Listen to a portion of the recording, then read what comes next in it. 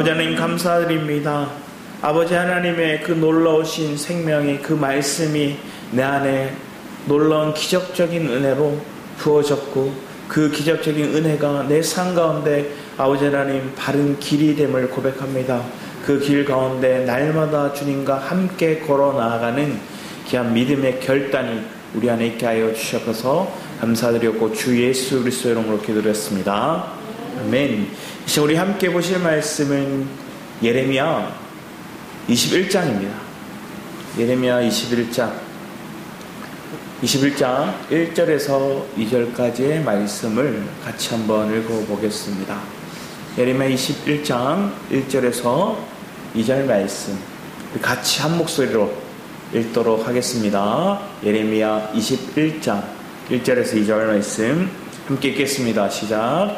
여호와께로부터 예레미야에게 말씀이 임하니라. 시드기야 왕이 말기야의 아들 바스훌과 제사장 마아세야의 아들 스바냐를 예레미야에게 보내리라. 바벨론의 느부갓네살 왕이 우리를 치니 청컨대 너는 우리를 위하여 여호와께 간구하라. 여호와께서 혹시 그의 모든 기적으로 우리를 도와 행하시면 그가 우리를 떠나리라 하니. 오늘 이 장면 속에 보면 이 말만 딱 들으면 좀 바뀌었나? 아니면 조금 그가 태세 전환을 하나? 이렇게 모습이 보여요.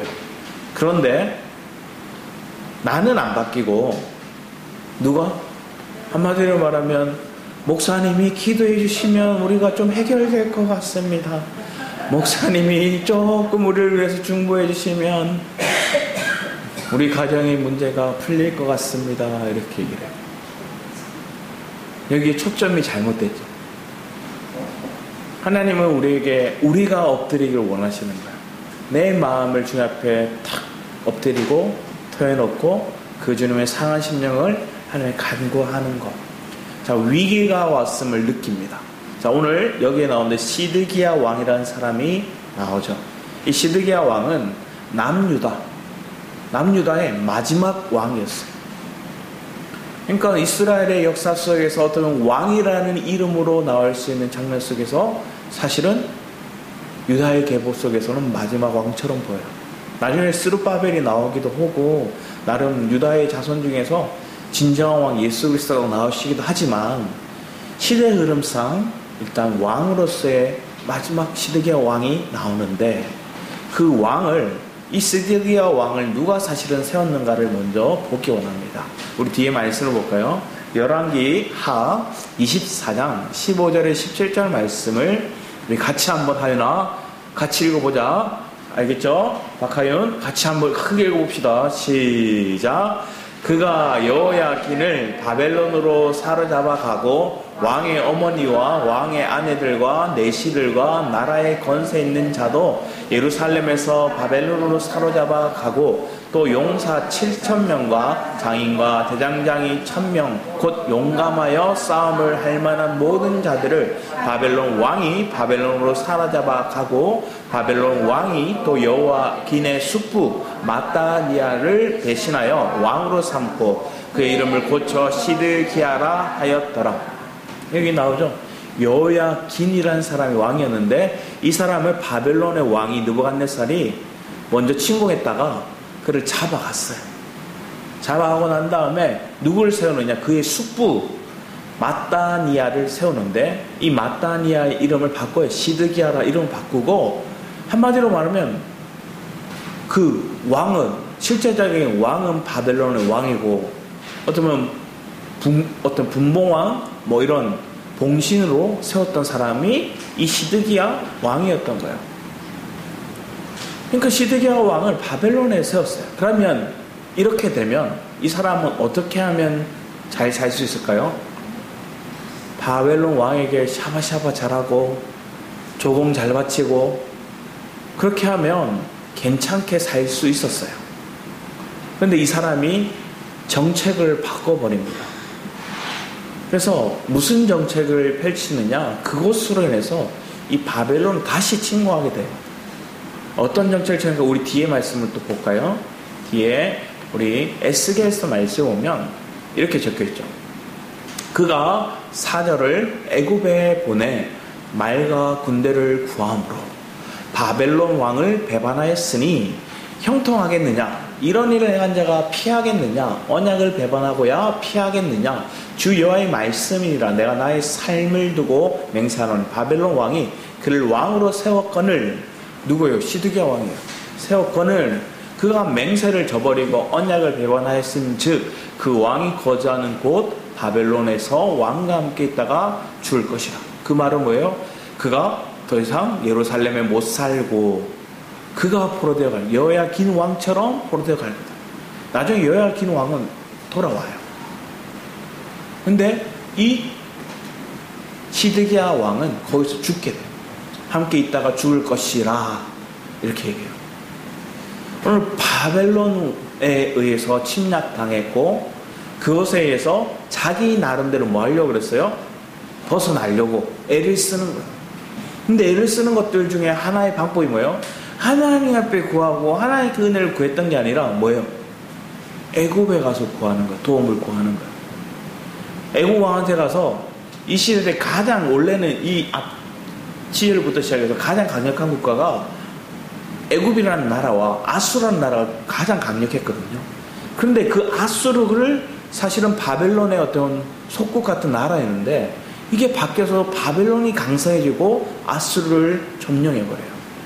그러니까 그 아수르라는 나라는 원래 누구를 점령했어요? 북이스라엘을 멸망시켰던 나라예요. 그런데 남유다까지는 점령 못했어요. 근데 그 남유다를 점령하는 나라가 누구냐? 이 바벨론이라는 거예요. BC 722년에 아수르에서 북이스라엘 멸망당하고 BC 586년경에 느부갓네살 왕에 의해서 남유다가 함락당해요. 망하는 거예요. 자, 그런 장면을 한번 생각해 보는 거예요. 이제 우리 시기가 거의 다 오는 거예요. 그런데 이들 가운데는 어떤 마음이 있어요? 여전히 선민의식이 있어요. 나 그래도 예수 믿어. 나 그래도 하나님을 사랑하는 사람이야. 하나님께서 나를 택해서 잘못된 기준이 있는 거예요. 한마디로 말하면 재벌 2세가 있어요. 재벌 2세가 있는데 자기 아버지가 재벌인 거예요. 아버지가 나 굶겨 죽이지 않을 거야. 나 도와줄 거야. 내가 사업하면 무조건 도와줄 거야. 내가 일 벌리면 다 부모가 커버해 줄 거야. 했는데 더 이상 안 도와주는 거예요. 손을 떼버리는 거예요. 왜 그럴까요? 그렇게 해요. 정신을 차리니까. 계속 도와줬다가는 계속 그에게 물질적으로 그냥 대신 삶을 그들을 위해서 커버해 줬다가는 바르게 못 살 것 같아요. 그러니까 하나님 뭐예요? 잠시 동안은 고통을 당할까? 때로는 그가 잘못해서 감옥에 갇혀도 많은 도와주는 거예요. 주님은 우리를 향한 마음이 그러한 거예요. 저가 때로는 지금 당장의 어려움을 겪지만 지금 당장 고통스러워하지만 하나님께는 그게 왜 그래요? 돌이켜라, 회복해라, 기회를 한두 번 준 게 아니에요. 반복적으로 계속 하나님께서는 그를 돌이킬 기회를 주셨어요. 근데 뭐였어요? 실질적으로 바벨론이 침공을 해버린 거예요. 눈앞에 그들이 왔어요. 그러니까 이제 발등에 불이 떨어진 거예요. 시드기야 왕이 바벨론 왕이 세운 왕인데 그가 애굽한테 친애굽 정책을 펼친 거예요. 왜? 애굽이 강력해 보이니까, 그들의 말 병거가 대단해 보이니까, 그들을 우리가 조금 가져다가 그들이 우리를 대신해서 싸워주고 우리가 샤바샤바 해본 저들이 바벨론 우리 대신해서 막아줄 거야 생각하는 거예요. 아닌 거죠. 오늘날 우리의 모습도 좀 생각해 봐야 돼요. 미국이 무조건 우리를 도와줄 거야. 근데 지금 뭐예요? 방위비 분담금을 뻥튀기로 뻥 터뜨려 버렸어요. 그랬더니 이제 사람들이 조사하기 시작했어요. 우리가 적게 줬나? 막 조사했더니 쟤네들 가스 쓰는 거, 전기 쓰는 거, 세탁물 세탁하는 거 다 지원해주고 있더라는 거예요. 그들이 주거, 의식주를 거의 다 해결해 주는 것처럼 보여요. 그럼 적게 주는 게 아닌데 사람들이 이제 더 뿔이 나는 거예요. 더 화가 나는 거예요. 저들이 우리 편인 것처럼 보였는데 결국은 자기 실속 차리기 시작한 거예요. 세상은 그래요. 세상은 우리가 믿는 것서 우리가 저 사람이 날 도와주겠지 했는데 실상 눈앞에 문제가 탁 부딪히니까 실상 나만 문제가 아니라 저 사람의 문제가 생기니까 저 사람은 나 몰라라 이거예요. 오히려 짐을 나에게 더 얹어줘 버려요. 그럼 우리는 배신당했다 생각하고 속상하고 원망하고 분노하고 그러면 또 감정이 상해서 뭐예요? 잠 못 자요. 잠이 안 오는 거예요. 열불 나가지고 속에서 화딱지가 나가지고 막. 그러면 누가 다 손해인 거예요? 다 우리가 손해예요. 하나님은 우리에게 그걸 말씀하지 않으셨어요. 왜 네가 시월의 물을 의지하고 애고의 물을 의지하는가? 너는 왜 하나님을 의지하지 않고 생수의 근원 되신 나에게서 네 목마름을 해결하려고 하지 않고 왜 저 세상에서 왜 저 아수르에서 왜 저 다른 사람들 믿지 않는 자들에게서 그걸 구하느냐 얘기하시는 거예요. 느헤미야에서 말씀을 보면 그런 구절이 있어요. 백성들에게 하나님의 말씀을 선포하고 난 다음에 하나님의 말씀이 선포되고 나니 그들이 은혜를 받아요. 은혜를 받고 나서 하나님께 뭘 얘기하시느냐? 더 이상 이방인들과 교제하지 마라 얘기했어요. 그 의도는 그러면 세상 사람과 연 끊고 뭐 그렇게 살라는 게 아니라는 거죠. 우리의 삶 속의 가치가 이제는 어디에 있는 거예요? 신앙의 가치로 바뀌었어요. 저도 그랬거든요. 제가 모태신앙으로 했지만 모태신앙 하면서 교회를 다녔어요. 교회를 다녔는데 그 교회 친구들이 좋았어요. 자, 그들 다 교회 친구들이에요. 예수 믿어요. 부모님도 교회 다니는 친구들 대부분이었어요. 근데 그 친구들을 뭐하러 다닐까요? 당구 치러 다니고 PC방 가고 뭐 다른 노래방 가고 뭐 어떨 때는 진짜 술집까지 갔어요. 그럼 앉아있는 무리가 다 뭐예요? 교회 누구 집사님 딸 누구 권사님 아들 뭐 이런 친구들이 모여서 술집에 가요.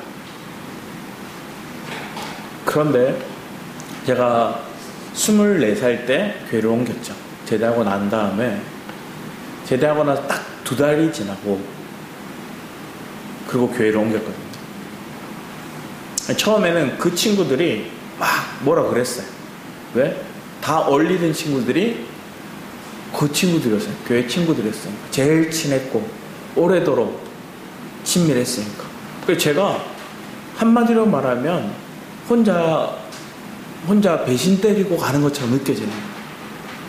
그리고 내 말씀의 은혜가 되는 곳에 내가 헌신해야 되겠다는 마음을 주셨기 때문에 그 이전에도 저녁마다 와서 말씀을 들었고 그 말씀이 내게 은혜가 됐고 나중에 내게 사명을 줬고 그러고 난 다음에 2005년 송구 영신예배부터 교회를 옮겼거든요.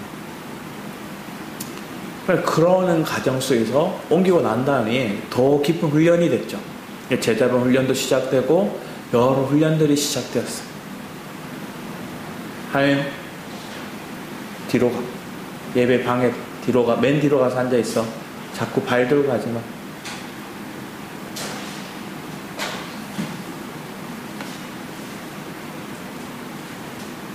네, 죄송합니다. 우리가 살아가는 모습 속에서 하나님 앞에 은혜가 되는데 그 구별되는 장면들이 거기서 나타나요. 그래서 옮기고 나니까 친구들과 뜨문뜨문해지기 시작하는 거야. 매일 만나던 친구들이 한 달에 한 번 점점 시간들이 길어지기 시작했어요. 그러니까 안 되니까 왜 그렇게 됐냐? 매일 예배가 있고요. 토요일마다 청년부 모임이 있고요. 차이팀 뭐 준비가 있고 하다 보니까 뭐 밖으로 나갈 시간이 없는 거예요. 그러니까 그런 시간이 없으니까 뭐 하게 될까요? 결국 교제하지 못하게 돼요. 그래서 나중에 그 친구들이 만나러 오더라고요. 만나러 오다가 결국은 어떻게 될까요? 그것도 자기들 멀어지기 시작합니다. 그러고 난 다음에 나중에 시간이 지나고 나서 어느 한 6개월 정도 지나서 하나님이 다시 그들을 만나게 하시더라고요. 명절 때였던 것 같아요. 서울에서 뭐 학교 다니고 직장 다니는 사람들도 내려왔고 그 친구들끼리 무리가 쫙 모여서 커피숍에서 이렇게 만나서 얘기했어요. 그런데 제가 그들을 압도하는 게 아니라 어떻게 될까요? 그들이 원하는 대로 끌려가는 거예요. 그리고 돌아와서 마음에 찔림이 있었어요. 찔림이 생기니까 그때도 또 한동안 안 만나요. 쭉 안 만나게 되는 거예요. 그리고 단절시키는 거예요. 그리고 다시 한 시간이 좀 지나고 난 다음에 만나게 되었어요. 근데 그 만났을 때 이전에는 그 무리 속에서 막 이끌던 어떤 몇몇이 있어요. 그들 중에 한두 명이 저한테 와서 이제는 상담을 하기 시작합니다. 그러니까 분위기가 바뀌기 시작했어요. 그전에는 제가 있어도 우리 술집에 가자 이랬는데 이제는 그렇게 말을 못하는 거예요. 그리고 분위기가 바뀌는 거예요. 그때 느꼈어요. 하나님 왜 단절시킬까? 하나님 왜 그들에게 하나님의 말씀을 깨닫고 난 다음 그들에게 저 이방인들과의 교제를 단절시킬까? 이방인하고 다 단절하는 게 아니라 그들 중에 하나님 앞에 개종한 유대인으로 교제한 사람들은 교제를 했어. 뭘 그러냐? 같은 생명, 같은 말씀 안에 있지 않으면 하나님이 내가 휩쓸릴 수 있는 동안은 나를 단절시켜서 나를 하나님 단련시키더라. 오늘 저와 여러분의 그런 과정들이 얼마만큼 시간이 있었는가.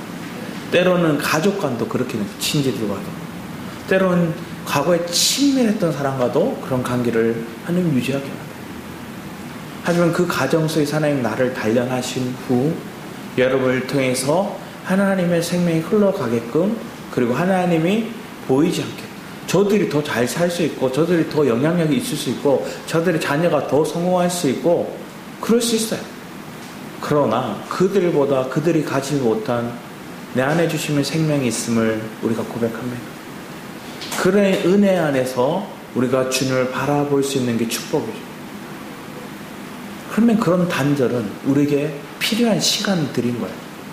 그 시간들 속에서 하나님 앞에 주목할 수 있는 은혜가 있기를 축복합니다. 자, 오늘 이 얘기 속에 2절 말씀 오면 시드기야 왕이 여기서 말기야의 아들 바스를 우리 지난주에는 누구였느냐 이렇게 보면 임멜의 아들 제사장 바스를 다른 인물이에요. 지난주에 있었던 20장에 나왔던 바스는 제사장이었고 임멜의 아들이었고 오늘 뒤에 나오고 있는 사람은 말기야의 아들 바스라는 사람이에요. 이 사람이 나중에도 나와요. 제사장 또 마아스의 아들 스바냐가 예레미야에게 가서 얘기하는 거예요. 지금 시드기야 왕이 당신을 부르라고 합니다. 그리고 당신에게 부탁하는 것이 있습니다. 그게 뭐냐? 당신이 우리를 위해서 여호와께 간구하라. 간구하라는 뜻은 다라시라는 원어적인 뜻은 다라시거든요. 그 뜻의 의미는 뭐냐? 하나님의 생각, 하나님의 뜻을 우리가 알고자 하는 거예요. 다라시는 그 원어적인 의미 속에서 보면 하나님 우리가 하나님 이거 청구서 보내서 들어주세요라는 게 간구가 아니라 하나님의 뜻이 어디에 있습니까? 하나님의 마음이 어디에 있습니까? 하나님의 생각이 무엇입니까? 알기 위해서 간구하는 거예요. 예전에 유명한 일화 중에 그런 게 있어요. 아브라함 링컨 대통령 남북전쟁, 미국의 남북전쟁이 일어났을 때 다 뭐예요? 남쪽도 예수 믿는 사람들 교회, 북쪽도 예수 믿는 사람들. 그럼 서로 뭐 할까요? 하나님 우리 편이 되어달라고, 하나님 우리 편에 대해서 저들을 무찔러달라고 다 믿는 사람들끼리. 그때 링컨은 이렇게 얘기합니다. 하나님이 우리 편이 되려고 기도하지 말고요, 우리가 하나님 편에 있기를 원합니다 하고 기도하기 원합니다. 이렇게 고백해요. 그게 정답이에요. 우리의 간구는 그런 거예요. 우리가 하나님 편에 있기 원합니다. 하나님의 마음을 알기 원합니다. 하나님의 생각이 우리의 생각이 되기 원합니다. 이런 간구가 되어야 되는데 지금 시드기야 왕의 간구는 뭘까요? 그냥 한마디로 말하면 요행을 바라는 거예요.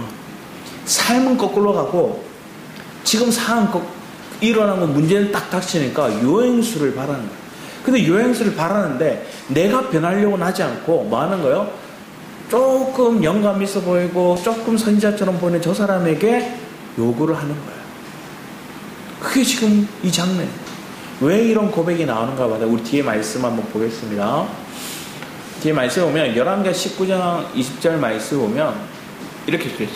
아모스의 아들 이사야가 히스기야에게 보내 이르되 이스라엘 하나님 여호와의 말씀이 내가 아수르 왕 사네립 때문에 내게 기도하는 것을 내가 들었노라 하셨나요. 자, 지금 이 히스기야 왕과 차이가 있어요.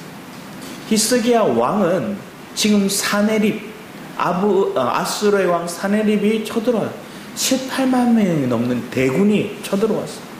그때 그가 하나님 앞에 엎드려 기도하기 시작한 거예요. 왕이 먼저 기도하는 거예요. 시드기야 왕은 그냥 자기 중에 신하 제사장 중에 한 사람 보내가지고 예레미야가 조금 영빨 있다며 나를 위해서 기도 좀 해달라 그래. 이게 아니라 히스기야는 하나님 앞에 기도했더니 하나님이 이사야를 그에게 보내시는 거예요. 하나님이 히스기야의 기도를 듣고 장면이 바뀐 거예요. 지금은 시드기야 왕이 예레미야한테 자기 종을 신하를 보내가지고 와라 기도해라 이거 얘기했다면 지금 하나님이 왕이 되셨고 하나님 앞에 엎드린 히스기야에게 하나님이 선지자 이사야를 보내시는 거예요. 그 뒤에도 이어서 보겠습니다. 결국 하나님 그 뒤에 이렇게 같이 읽어보겠습니다. 우리 열왕기하 19장 35절에서 37절 같이 읽겠습니다. 알겠죠? 아니나 같이 읽겠습니다. 시작. 이 밤에 여호와의 사자가 나와서 아수르 진영에서 군사 18만 5천 명을 친지라. 아침에 일찍 일어나 보니 다 성장이 되었더라. 아수르 왕 사네립이 떠나 돌아가서 니느웨에 거주하더니 그가 그의 신 니스루의 신전에서 경배할 때 아드라멜렉과 사라셀이 그를 칼로 쳐 죽이고 아라랏 땅으로 그들이 도망하며 그 아들 에살핫돈이 대신하여 왕이 되니라. 얼마나 끔찍한 일이 일어납니다. 근데 이 일은 하나님 앞에 엎드려 기도했더니 하나님의 역사가 저 18만 5천 명을 스스로 쳐 죽인 거예요. 자기들끼리. 하나님이 그렇게 역사하시는 거예요. 그러니까 내 문제 앞에서 하나님 이 문제를 내가 끌어안고 하나님 앞에 엎드려 기도하는 리더, 아니면 이 문제 앞에서 사실은 이 문제가 왔던 근원이 누구예요? 시드기야 왕이 바벨론을 거역했어요. 그리고 애굽편에 섰던 거예요. 그 애굽편과 짝짝꿍돼서 언제든 바벨론에게 공격하려고 했던 마음들도 있었어요. 그러니까 이런 장면이 나타나는 거예요. 거꾸로 가는 장면. 문제의 근원이 왕에게 있는데 왕은 자신의 잘못을 하나님 앞에 엎드려 기도하지 않고 오히려 뭐 하는 거예요? 오늘 박하영 예배 시간 왜 이래요? 이렇게 하면 안 돼요. 알겠죠? 예배 방해하면 안 돼. 알겠어요? 박하영 예배 방해하지 마세요. 알겠죠? 결국은 이런 장면들이 나타나는 이유는 우리의 마음 가운데 하나님 앞에 온전히 예배하지 못하고 있는 모습을 보는 거예요. 하나님을 신뢰하지 못하고 있는 모습이 그들 가운데 있는 거예요.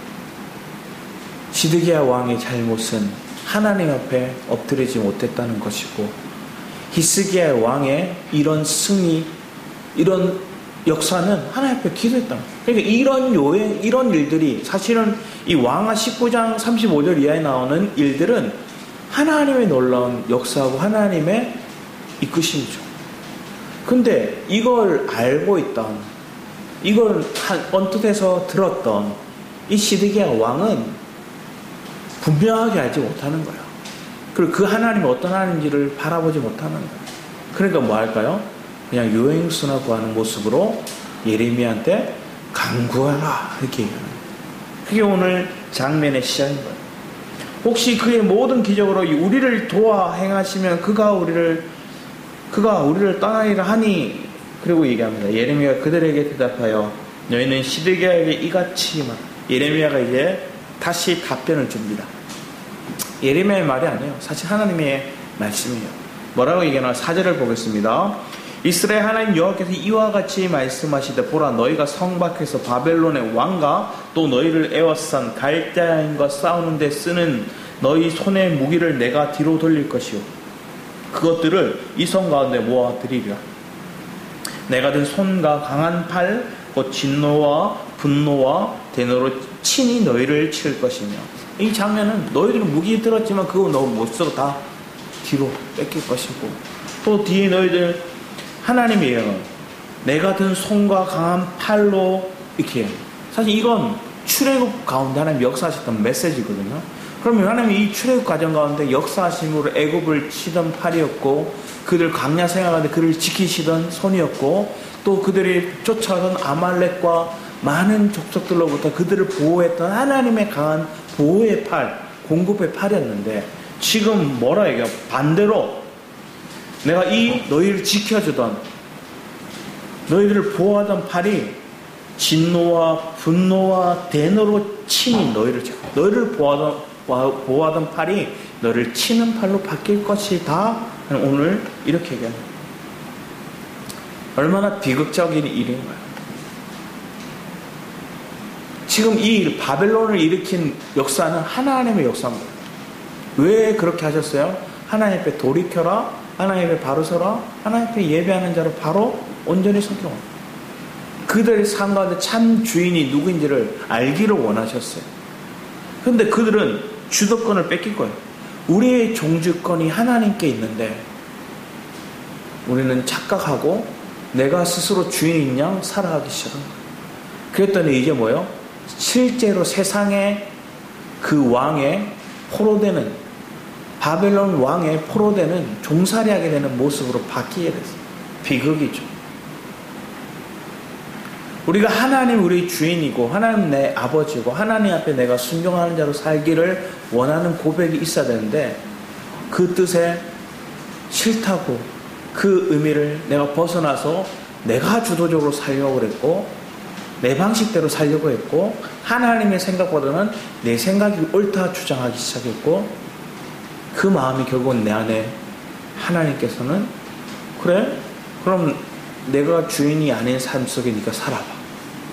그러자마자 주변의 온갖 고통들이 그 진노의 사단의 무리들이 우리를 치는 거예요. 공격하는 거예요.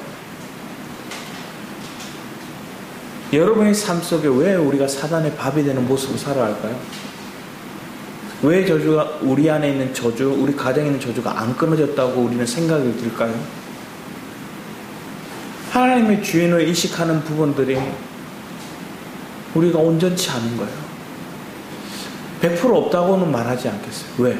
부분적으로 여러분은 주님을 신뢰했고 경험했고 그 주님을 누린 만큼 어떤 부분은 전적으로 주님을 신뢰해요. 근데 반면에 신뢰하는 부분이 있는가 하면 신뢰하지 못하고 있는 여전히 남은 부분이 있어요.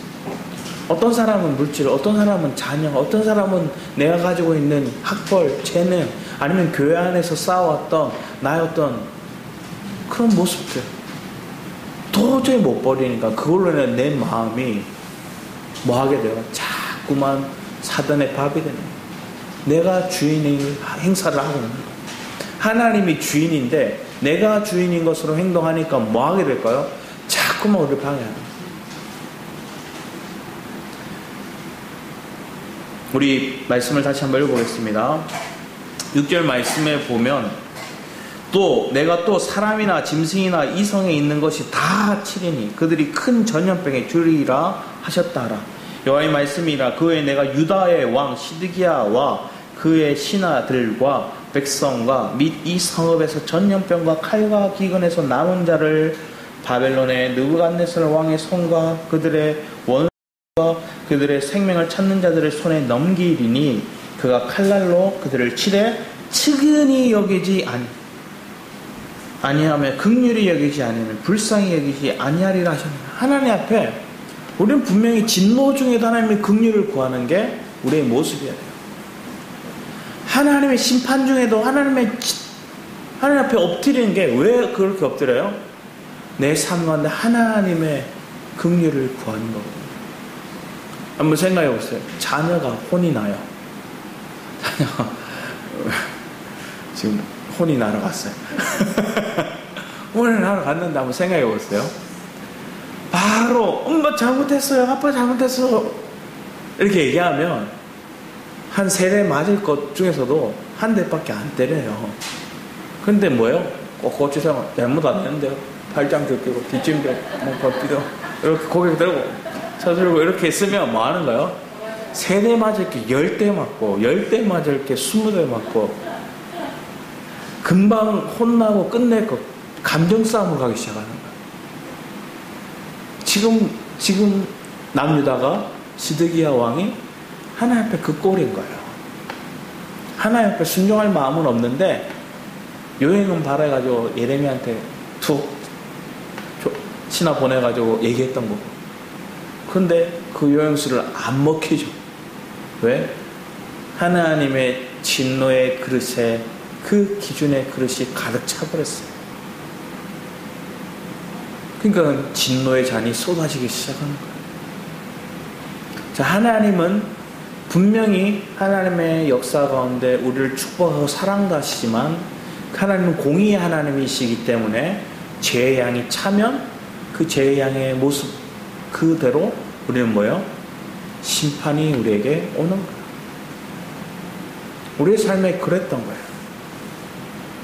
우리의 삶의 그런 부분 속에서 여전히 연약함을 하나님께서는 드러내시더라고요. 자, 그런데 하나님께서는 생각해 보세요. 이스라엘 백성들을 광야로 이끌어 가셨어요. 자, 광야에서 하나님께서는 그들을 뭐 하려고 광야로 끌고 가셨어요? 그들에 있는 세상의 습성들을 다 제거하고 가치관을 바꿔주시고 애굽에서 세상에 살던 기준의 가치관들을 바꾸기 위해서 광야의 40년의 시간들이 필요했던 거예요. 왜? 힘의 논리로 살았기 때문에 그들이 처음에 뭐예요? 처음에 12명의 정탐꾼을 보냈는데 그 10명의 정탐꾼이 뭐예요? 세상에 아직 물들어 있어요. 그러니까 힘과 어떤 그들의 그들이 가진 눈에 보여지는 세상의 관점으로 생각한 거예요. 그러니까 우리는 죽겠다. 우리는 패배하겠다. 우리는 메뚜기 같다. 그러면서 뭐 하는 거예요? 돌아가자. 그게 여전히 남아있는 거예요. 그래서 하나님은 40일 동안 그들이 돌아왔던 정탐했던 시간들을 하루를 1년으로 해서 40년을 광야 생활로 돌리시는 거예요. 자, 그럼 하나님 광야 생활하는데 우리에게 뭘 주셨나요? 하나님은 여러분의 광야 같은 인생으로 여러분을 이끄셨다고 우리는 알아요. 그런데 그 광야 생활 중에서 주님은 우리 분명하게 주셨던 것들이 있어요. 그게 뭘까요? 첫 번째, 하나님은 우리를 보호하시는 하나님이세요. 낮에는 구름 기둥으로 밤에는 불 기둥. 낮에는 굉장히 덥고 뜨거운 해악 속에 사람이 사실은 제가 사막에 가봤거든요. 투르판이라는 사막에 갔었어요. 그 투르판 지역에 사막지대가 많아서 지나가면 진짜 여기가 뚜껑이 익어요. 그러니까 어떤 애 보면 여기 타가지고 껍질을 벗겨지는 친구도 있었어요. 머리카락이 많이 없고 빡빡 약간 밀었던 친구거든요. 그러니까 햇볕에 전도한다고 나갔다가 한 1시간 있으니까 여기가 익어버리던 거예요. 광야는 그런 곳이에요. 그런데 하나님 구름 기둥은 그걸 보호하잖아요. 겨울은 굉장히 추워요. 너무나 추워요. 기온이 뚝 떨어지기 시작해요. 그러니까 하나님 뭐예요? 난로를 피워주시는 거예요. 불기둥에 난로를 피워주셔요. 불기둥은 밝혀주시기도 했지만 그들에게 온기를 주시는 하나님이실 경우는 자, 하나님 보호하셨어요. 그리고 정갈과 뱀 그들이 해하지 못하게 하셨어요. 또 하나님 어떤 하나님이세요? 그들에게 또 공급하시는 하나님, 보호하시는 하나님이었다면 공급하시는 하나님이세요. 하늘에서 만나를 매일마다 주셨고요. 반석을 통해서 물을 주셨고요. 또 그들이 고기 먹고 싶다가 막 됐으니까 메추라기 떼를 보내서 그들을 먹게 하셨어요. 하나님은 공급하세요. 하나님은 채워주시는 거예요. 심지어 그들의 의복을 그들이 구할 수 없으니까 뭐예요? 신발에 안 달아요. 말이 안 되는 거예요. 옷이 안 해져요. 40년 동안 그렇다는 거예요. 여러분, 이 옷이 40년 동안 이 신발이 안 닳는다는 게 이해가 되십니까? 저 신발이. 하나님 또 뭐 하셨을까요? 그들의 인도하신 하나님이셨어요. 하나님은 그냥 구름 기둥과 불 기둥이 그들을 보호만 하셨고 정갈과 뱀으로부터 그들을 보호하셨던 것들이 아니라 그 주님은 그 구름 기둥과 불 기둥이 멈춰서면 그들의 장막을 쳤고 움직이면 가고 어디까지 가는 거예요? 가나안까지 그렇게 하나님 이끌어 가시는 거예요. 하나님의 인도하신 하나님이셨던 거예요. 하나님 보호하셨고 공급하셨고 인도하셨던 하나님이심을 우리가 인식하기 원합니다.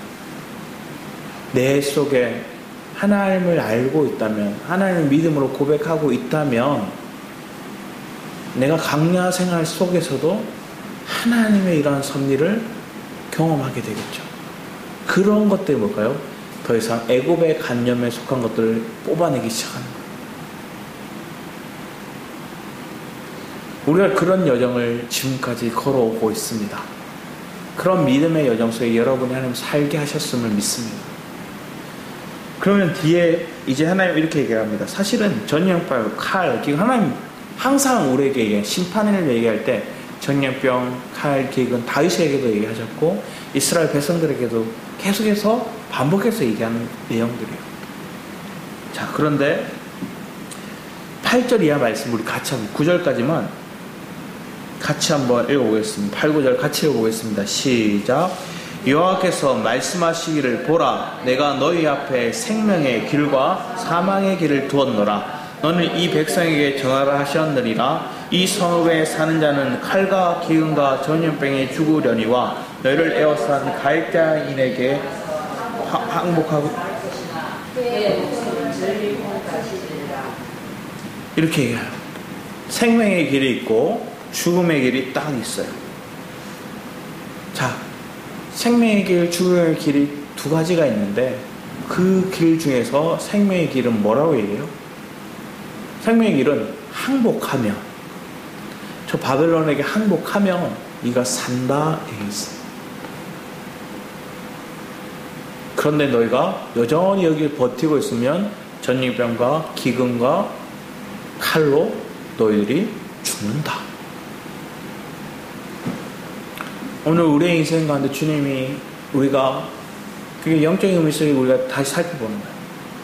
내가 육적으로 살던 방식, 혼적으로 살던 방식이 주님 뭐 하기 원해요? 이 십자가에 넘겨지기 원하는 거예요. 우리에게 생명의 길은 성령이 내 삶을 이끌어가는 길이에요. 더 이상 죄와 사망이 나를 이끌어가는 인생이 아니라 성령이 나를 생명의 길로 이끌어 가심을 경험하는 것. 그러기 위해 우리는 뭐예요? 십자가를 바라보는 거예요. 그래서 나를 넘기는 거예요. 십자가에. 나를 십자가에 넘기는 거예요. 나는 죽고 내 안에 그리스도가 사심을 고백하는 거예요. 여러분 인생이 그런 인생을 살기를 축복합니다. 그러면 우리는 사는 거예요. 자, 오늘 분명히 얘기했어요. 항복하는 자는 살 것이다. 분명히 너희들에게 두 길이 있다. 생명의 길과 사망의 길. 뭘 선택할래? 선택을 기회를 줬는데 여전히 뭐 할까요? 선택하지 못하고 있는 거예요.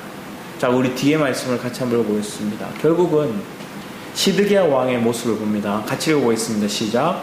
바벨론의 왕이 리블라에서 시드기야의 눈을 앞에서 그의 아들들을 죽였고 왕이 또 유다의 모든 귀족들을 죽였으며 왕이 또 시드기야의 눈을 빼게 하고 바벨론으로 옮기려고 사슬에 결박하였다.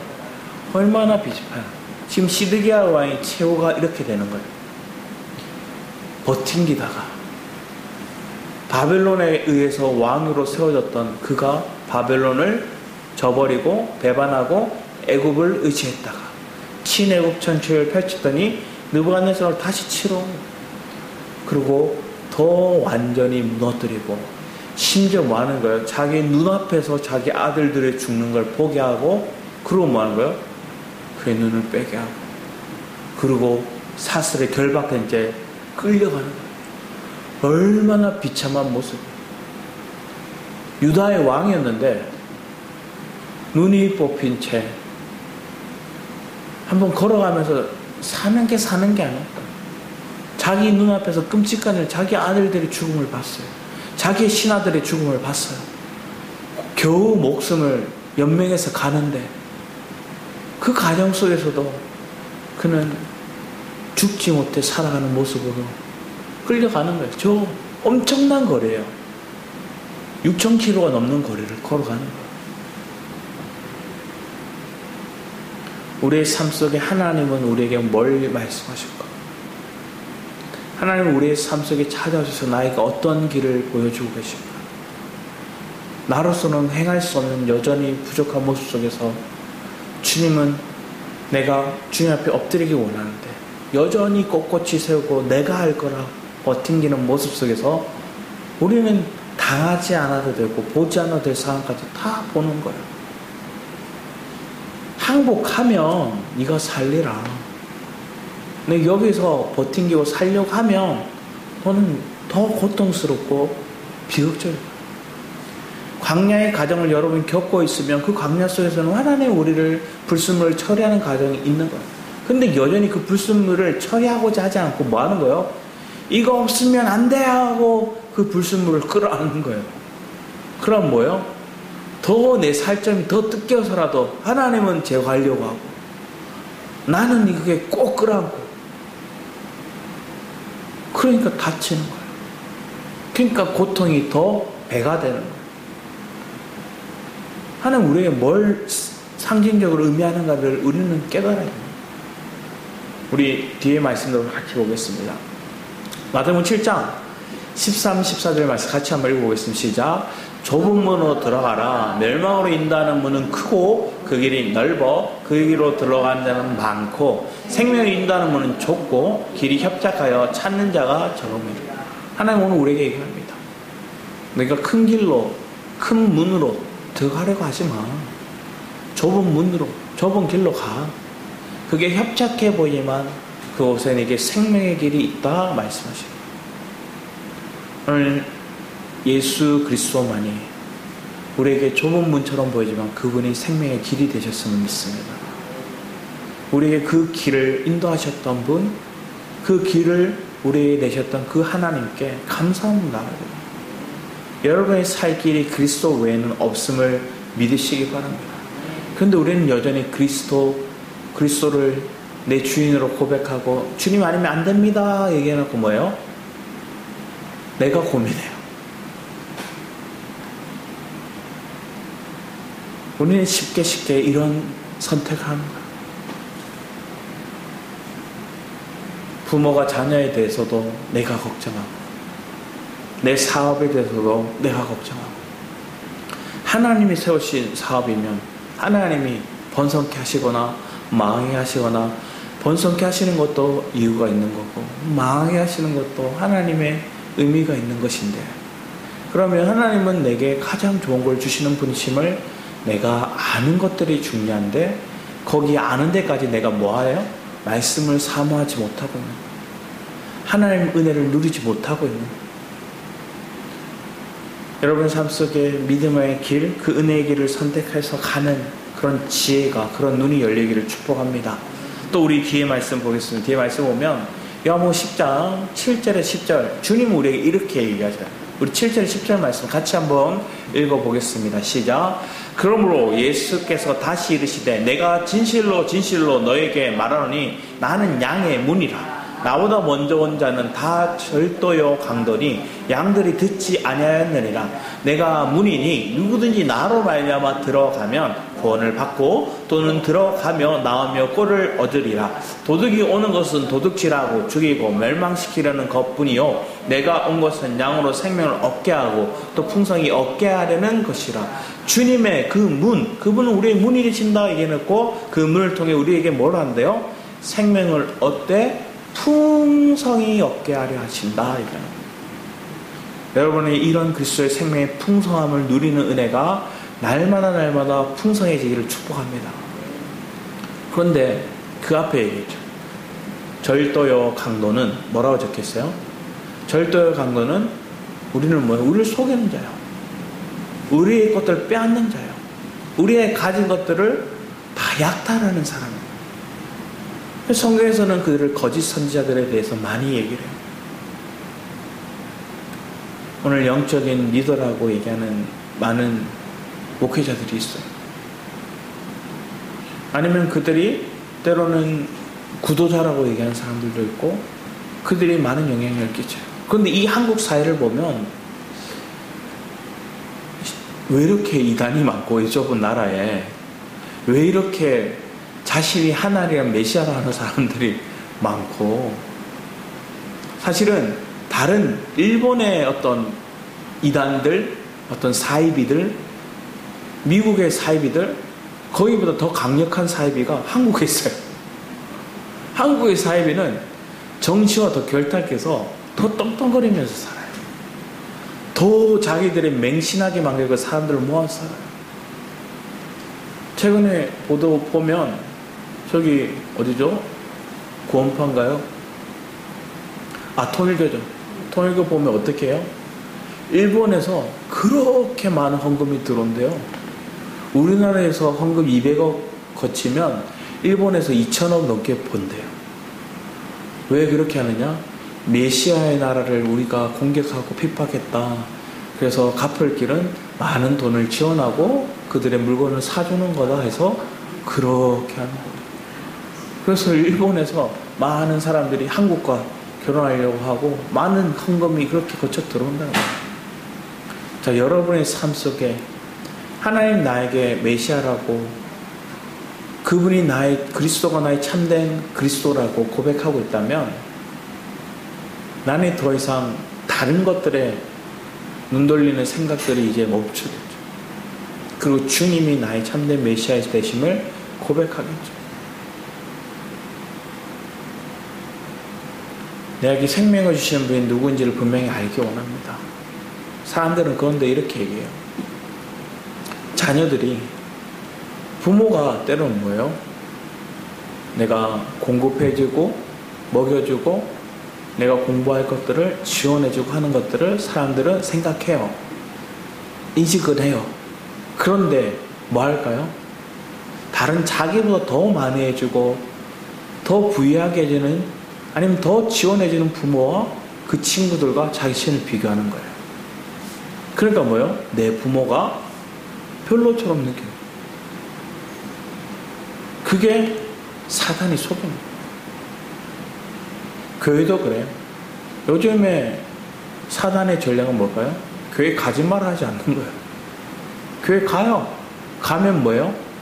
여전히 열정 없이 식어버리고 그냥 자기의 어떤 습성대로 그냥 믿는 척 하면서 포장하면서 살기를 바라는, 그러면서 그가 모델이 되는 것처럼 사람들에게 보이는 거예요.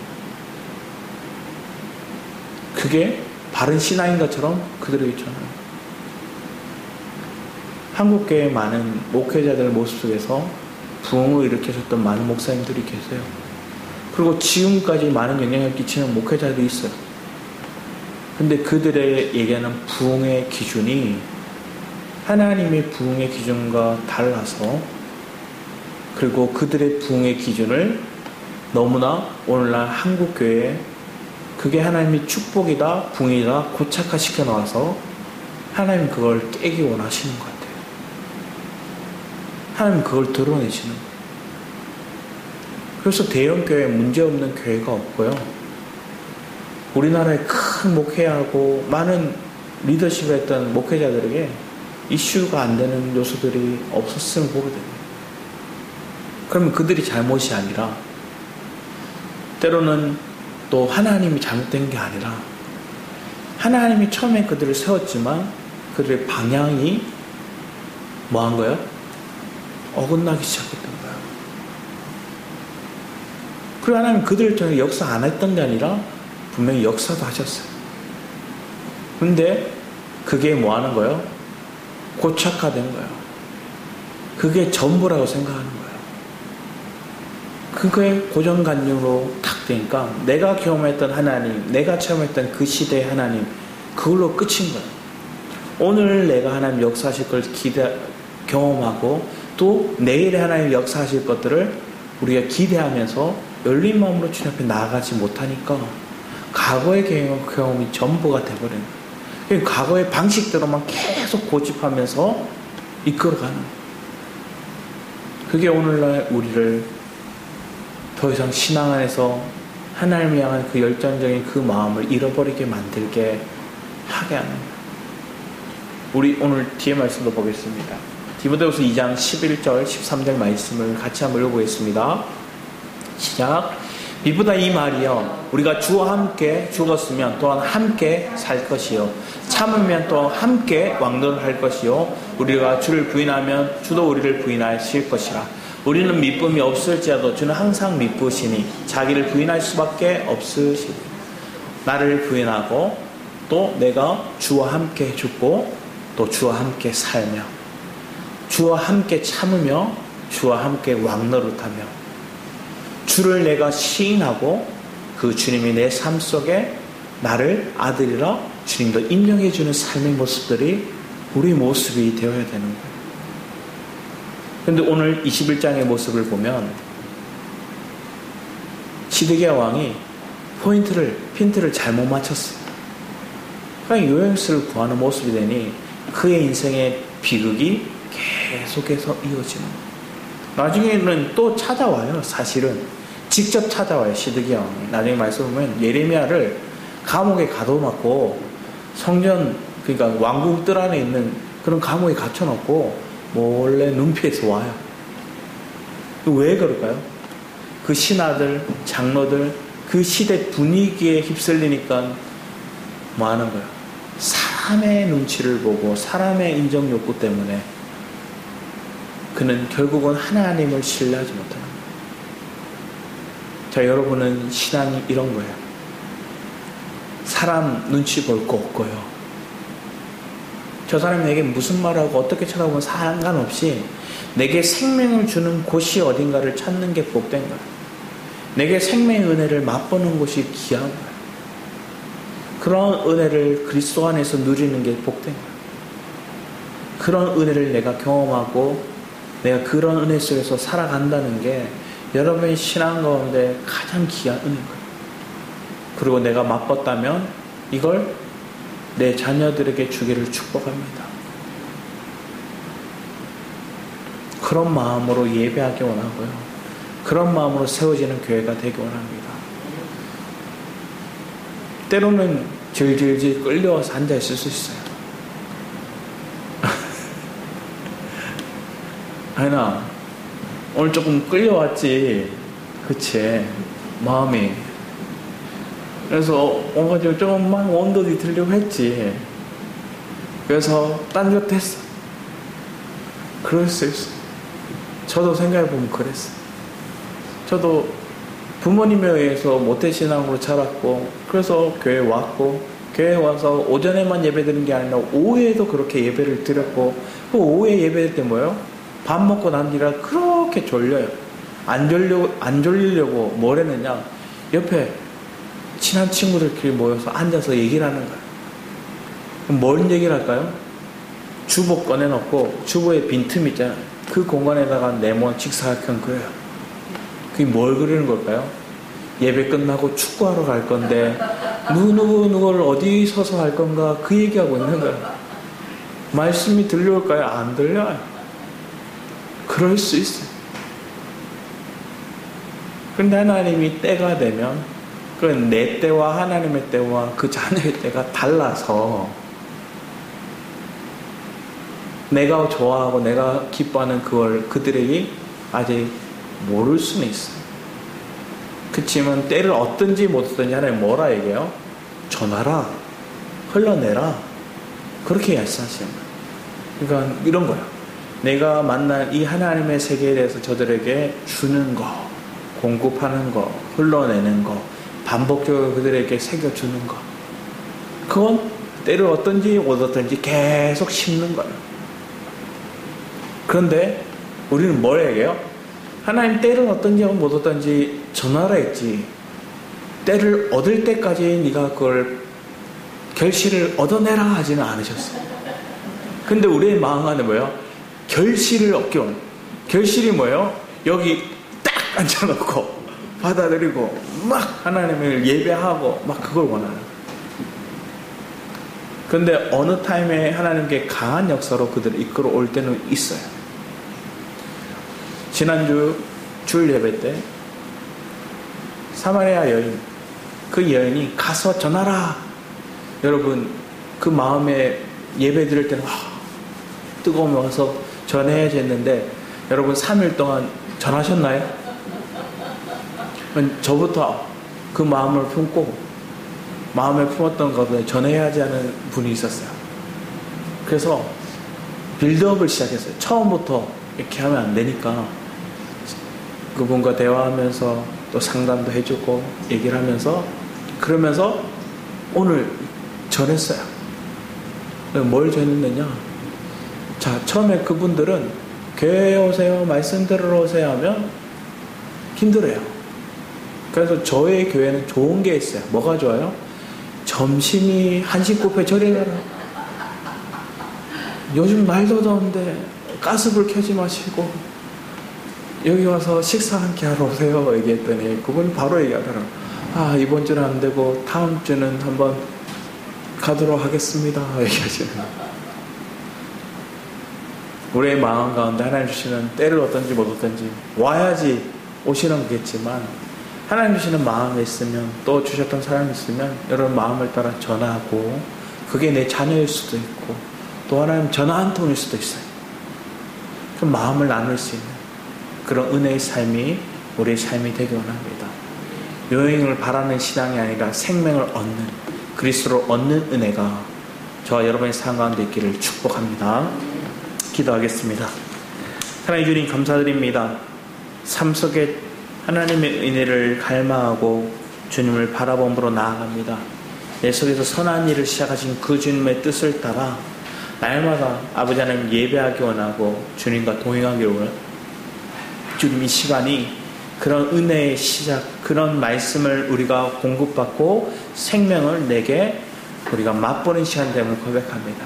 아버지 더 나아가 이 맛본 세계들을 겉핥기식이 아니라 그 안에 엑기스를 그 안에 풍성함을 날마다 누릴 수 있는 우리 성도의 삶 되게 하여 주시옵소서. 감사드리옵고 주 예수의 이름으로 기도했습니다. 아멘. 우리 주가 보이신 생명의 길 찬양하면서 우리 준비하신 예물 드리도록 하겠습니다.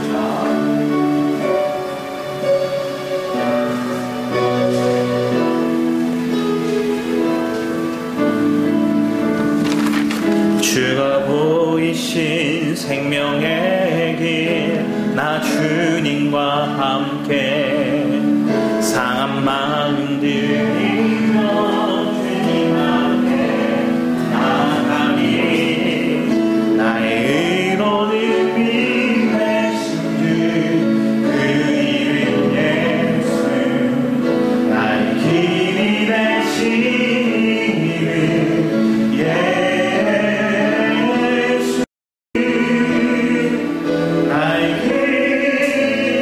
오직 그가 신하니